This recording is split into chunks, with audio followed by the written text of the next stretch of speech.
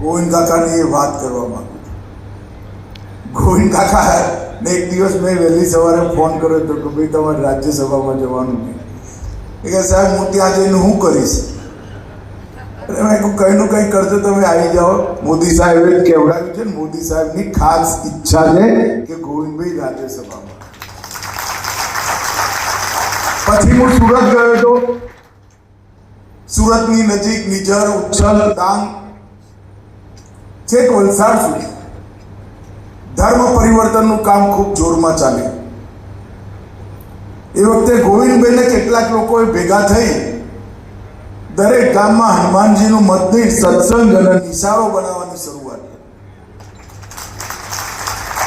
તો ગોવિંદભાઈ મને ફોન કર્યો, તમે સવારે નાસ્તો કરો, મારા જે બધા લાગ્યા છે એની સાથે રહો તો ઉત્સાહ વધશે.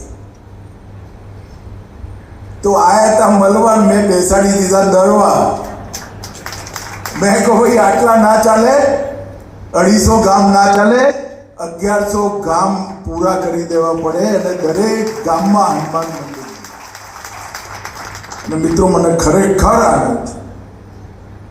આખા દક્ષિણ ગુજરાત પંથકની અંદર એમના ફાઉન્ડેશને સુંદર હનુમાન મંદિર, શનિવારે સુંદરકાંડ, નિશાળો અને નિશાળોમાં ભણતા છોકરાઓ પોતાનું જીવન સુધારે અને સનાતન ધર્મમાં રહે અને પાછા આવે એની પૂરી